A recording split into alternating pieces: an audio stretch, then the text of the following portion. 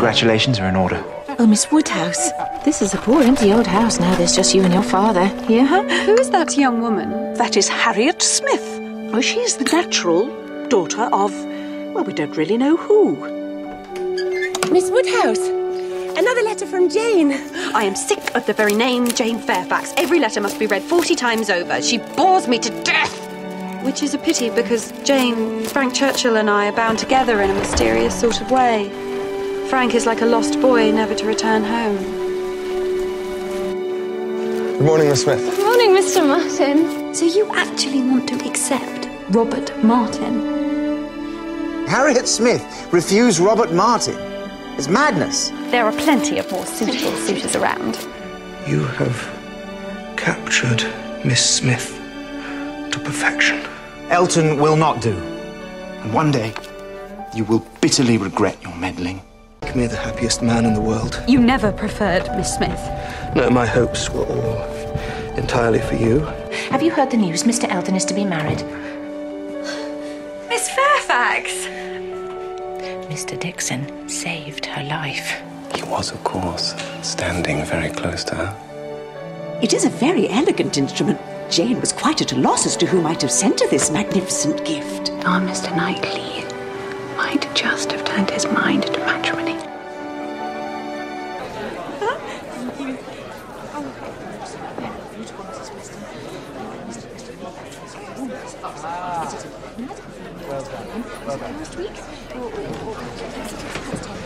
Thank you. For what? Your secret is out. You dance better than anyone.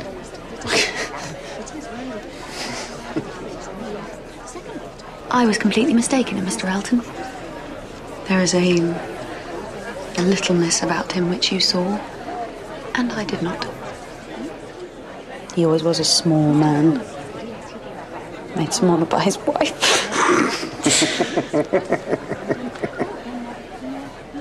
I was convinced he was in love with Harriet. How could I have been so stupid? I will do you the justice of saying that you would have chosen better for him than he did for himself. Miss Smith has some first-rate qualities, infinitely preferable to a sensible man than Mrs. Elton. I was surprised by our conversation. Come on, young ladies, supper's over. Time to start dancing again. I am ready, sir! Ginny's Market. Who will you dance with? Why you? If you will ask me.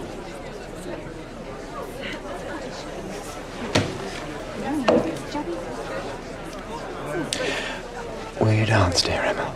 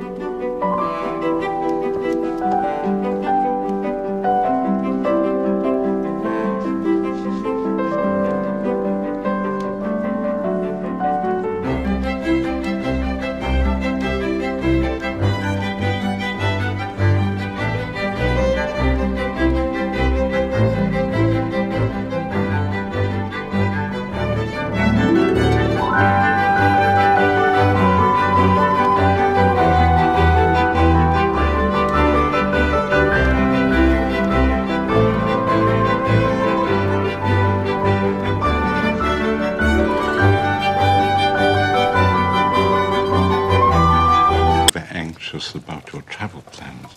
I hadn't noticed, Father. Life is full of catastrophes that come at any time.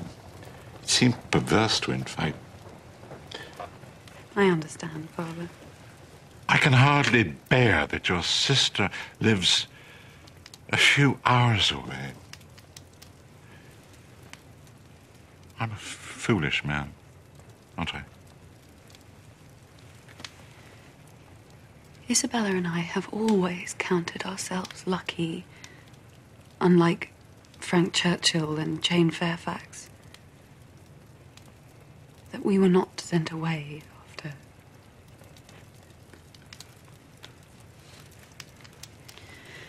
We stayed in our own home with our own people. I love Mr. Weston, especially now, but I am glad he is not my father.